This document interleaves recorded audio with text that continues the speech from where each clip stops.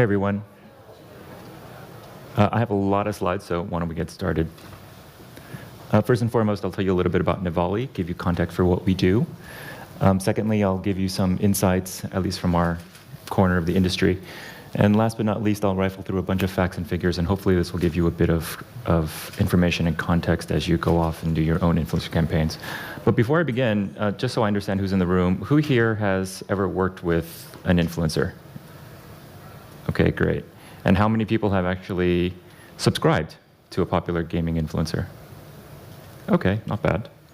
All right. Okay, so first about Nevaly. We're an influencer marketing agency. We're based in Berlin, Germany. We have satellite offices in Shanghai and Atlanta. And what makes us a bit different from other agencies is we apply a bit of creative and strategy to everything we do with influencers. We're worldwide, so we have a multilingual staff. We have relationships with influencers, their talent agencies, MCNs in various territories, mostly throughout Western Europe and North America. These are some of our clients that we've worked with. We've done over 100 brand campaigns. A lot of these companies are both in the mobile and PC console space. And on to some insights or observations. So first and foremost, influencer marketing for mobile is growing. What is dominant still in the influencer space is a lot of videos about AAA games, and that's traditionally been the case. But this year has been a year in which we've seen a lot of changes in the industry, and certainly just from our own business, we've seen nearly 50% of our spends come from mobile game publishers. We've seen 7-digit investments in the space. And when we talk to our advertisers and we ask them why the sudden move into influencers, they've cited that there's been increasing price competition, saturation in mobile advertising. They crave content that truly reflects the immersiveness and excitement of their game. And last but not least, they sort of recognize that gamers spend vast chunks of their time on social media platforms, especially things like YouTube and Twitch. And so it's, of course, a very relevant medium for them to be on. Games are games, so sometimes the obvious needs to be stated. There's no such thing as really a PC gamer or a mobile gamer. Generally speaking, if you play games, you enjoy games. And in that way, YouTube, Twitch, Snapchat, Instagram, all of these platforms are in fact relevant, even if you are a mobile games publisher. One of the things to note about influencers is that when you look at the top influencers, well, first of all, when we look at all of the channels that have to do with gaming. This is data specific to YouTube. We found that 32.3% of them have sponsored a mobile game.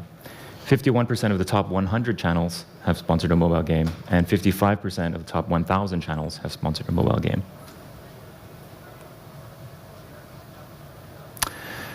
And influencer marketing is evolving. So traditionally, influencer marketing was all about Let's Play videos, live streams.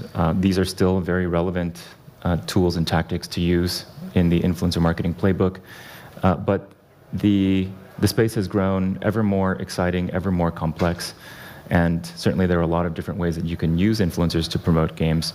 Things like shoutouts and integrations, social viral campaigns, long-term endorsements, performance campaigns, event coverage, paid media retargeting, experiential, and many more.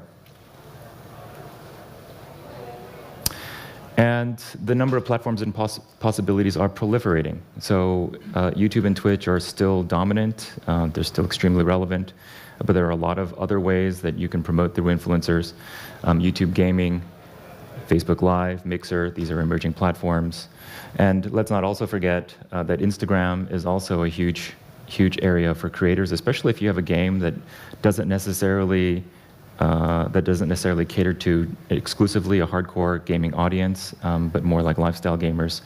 And then other emerging platforms like IGTV, Snapchat, Streamcraft, Musical.ly, which has now rebranded itself as TikTok, Pinterest, and let's not forget Steam TV just recently announced that they're going to be in the game as well. Influencer marketing is coming into its own. So, when we started Nevaly back 3 years ago, we dealt with a host of different people within client companies. So oftentimes a PR manager would be responsible for influence marketing, sometimes a community manager, sometimes a UA manager. That's still very much the case, but what we've seen more and more is that there's now a discrete discipline, an influencer marketing manager within a lot of organizations.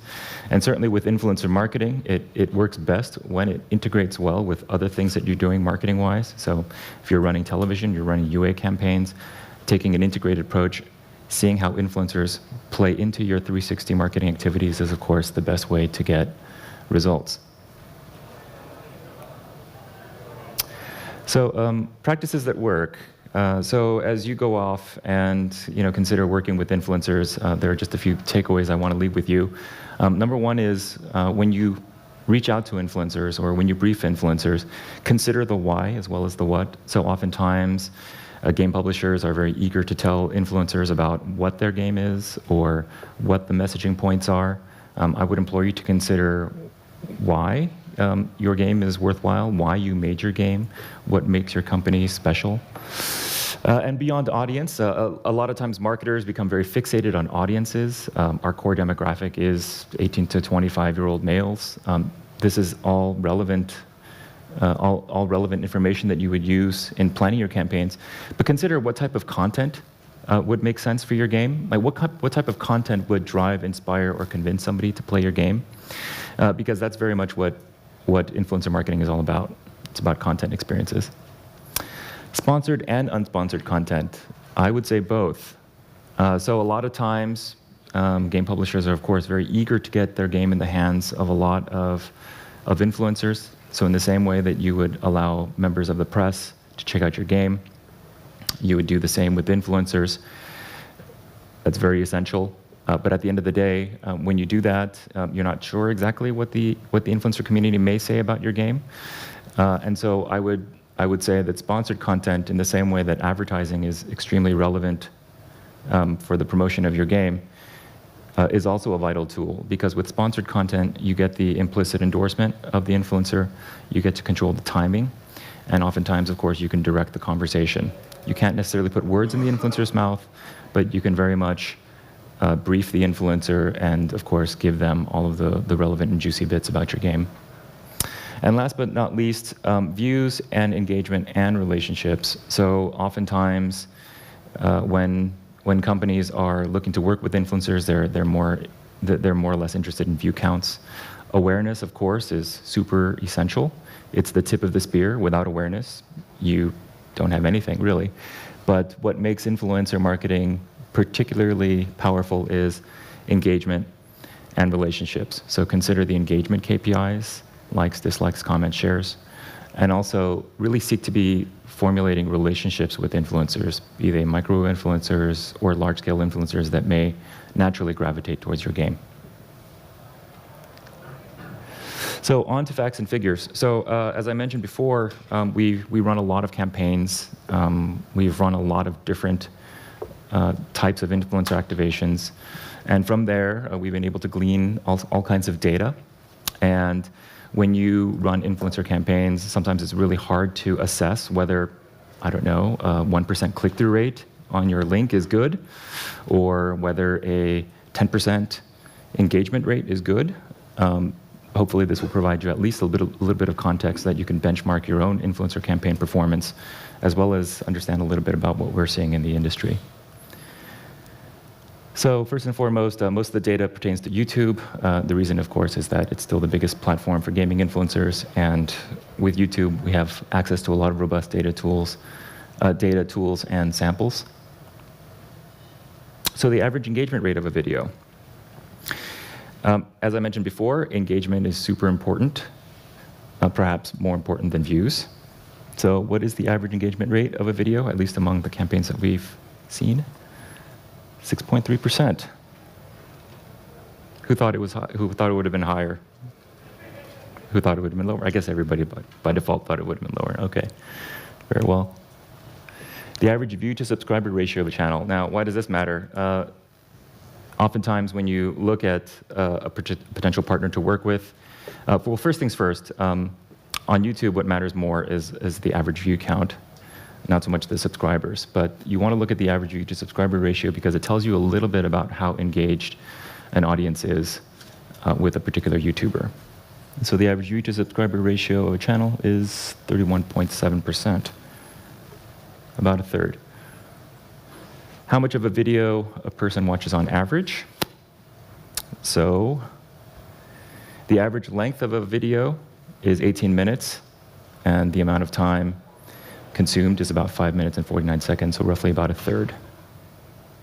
Now that roughly translates to about 6 minutes, and when you consider that with all other forms of advertising, be it like a banner ad, which sort of just flies by in a millisecond, or a 30-second ad, 6 minutes is an awfully large amount of time that you can get somebody to really consume and understand your game. So sponsored versus organic, how many views does a sponsored video generate relative to an organic video? About 85%. So when you sponsor a video, a lot of times the stigma has been that it carries sort of a scarlet letter.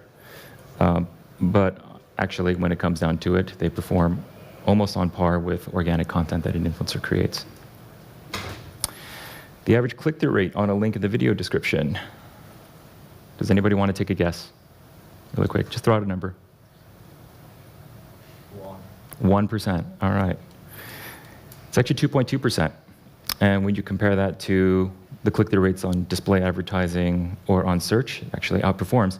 And this is really quite remarkable because when you think about something like YouTube, it's not necessarily a clickable ad format. People kind of kick back, like people relax. They're going to take in like a good 15 to 20 minutes of content. And so for them to click off is actually quite an extraordinary feat. The percent of videos that are dedicated to mobile games, 26.2%. So still the vast majority of games on YouTube, videos on YouTube are about PC and console. What's the percentage of sponsored mobile video games? Shockingly, this is only 2.73%, super low, which, depending on how you look at it, could be an opportunity if you're looking to sponsor videos. The 10 most popular genres of mobile games. Now, this is an interesting statistic because it doesn't necessarily reflect the game market. You see that strategy, turn-based strategy, adventure, these are all really popular categories. And that's really because YouTube ability matters. When you think about what types of content works well on YouTube, it's the type of content that an influencer can have fun with, can talk about, translates well into a visual medium. And so for that reason, certain types of games don't necessarily translate into great content. Top played mobile games, no questions there really. Clash Royale dominates, nearly 25%, followed by Hearthstone, Ark Survival Evolved, Clash of Clans, Fortnite, PUBG. One might think the Fortnite and PUBG numbers would be higher. They certainly could be over time. Percent of sponsored videos in each channel by territory. This gives you an idea of the percentage of videos that are sponsored by territory. You can see that the French are quite happy to have sponsored content, whereas some other countries are just a fraction of the overall number of videos. And added value. So this is an interesting question. How many times, or what's the likelihood that an influencer will go on to play your game after you've sponsored their content, or sponsored them to produce content on your behalf? And what we've seen is 36%. So that's actually a pretty decent metric. Consider that you essentially have a 1 1/3 chance of getting a free video to cover your game. Video performance over time. Most of the views that you're going to garner will occur in the first 3 days. So the first 3 days are absolutely critical for success. You'll have a pretty good picture of how much or how many views you're going to get just by looking at the first 3 days. And when you look at the long tail, you see a massive drop-off. Usually within about 30 days, all of your views have been completed, or all of the views that you're going to get are likely to be there. The number of times an influencer posts per week. This gives you an idea of how much inventory is essentially available on a YouTuber's channel, because they don't sponsor content all the time. If they were to do that, they would essentially be labeled sellouts to some degree. Most influencers post about 1 to 3 times a week. And so that's your window of opportunity in most cases. Positive sentiment rate. What level of engagement would you need to be in the top 10% of videos, or essentially the bottom 10% of videos? So if an influencer were to make a video about your game and it were to get a 93% positive engagement, would that be good? Actually, that would be poor. That would put your video in the the bottom 10 percentile in terms of positive engagement. But in general, people love content. Just the fact that, in general, all of the numbers are far above 90% goes to show you that, in most cases, people like content from influencers. Macro versus micro influencers. You may hear this debate come up all the time. What's better? Is it better to work with super small influencers that supposedly have more engaged audiences, or really large influencers? Is there a difference? I'll give you a few stats. The picture is actually quite mixed. So in terms of engagement rate, actually the big guys have the best engagement. So these are your celebrity influencers like PewDiePie, Vanoss, Jacksepticeye, etc. In terms of click-through rate on links, however, the micro-influencers win, but by a slim margin. So you're more likely to get a click-through with the small guys. And in terms of eCPM, micro-influencers are 25% more expensive. Now, your results may vary. A lot of times, when you work with influencers, there is a bit of negotiation that takes place. But in general, micro-influencers, in our experience, have been a bit more expensive. And that's it. So we have a couple minutes for questions. Perfect. Thank you very much. That was fantastic. Let's take a roving mic out into the audience if there are any questions. We've got time for a couple. Does anyone have anything to ask there? That was fascinating, Dave, with all those numbers. Thank you. Just one down here, please.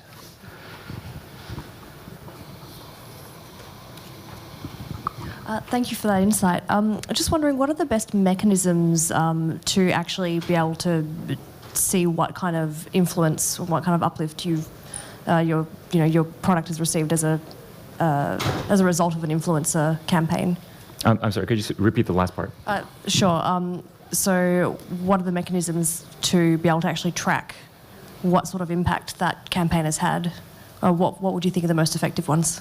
Sure. I think it depends entirely on your objectives. So for a lot of companies, they want installs. So naturally, you would track installs either direct from a link or organic installs to see what kind of uplift you've had when the influencer campaigns have run. A lot of times companies want awareness. So it could be that they're using influencers in pre-launch phase. The game isn't readily available yet. In the same way that they would buy television ads to increase brand awareness, they would also use influencers. So I think it depends entirely on what your objectives are. Maybe one more question before we move on to the next part of this afternoon. Any more questions for David while we're here? There you go, one in the middle there, and then we'll leave it there. Thank you. Thank you. Hi. So you mentioned earlier that basically not every game is so, let's say, YouTubeable. Yes. Is there any specific genres that you should say developers should avoid trying to engage in influencer marketing? Of course, you're not going to say that because you want everyone to do it. No. Actually, quite the contrary. In many cases, we tell companies, hey, look, it could be really hard. It depends on what you want. If you want a YouTuber to produce a Let's Play video or a 3-hour Twitch stream, there are limitations. Your game has to be inherently deep. It has to have a lot to talk about, especially if you're going for these types of long-form content. But that's not to say that influencers are not a tool that you can use to promote a game, because as I mentioned before, there are shout-outs, there are integrations, there are other ways to get your message out there. And certainly a lot of influencers would be amenable to doing a 30-second shout-out if you sponsor their channel. And when you do such a thing, of course, it's more of a direct call to action, because they'll include a message along the lines of, check out this website, click on the link in the description, et cetera, et cetera. And so there are mechanisms to promote through influencers, but not all games are conducive to a Let's Play or a live stream format.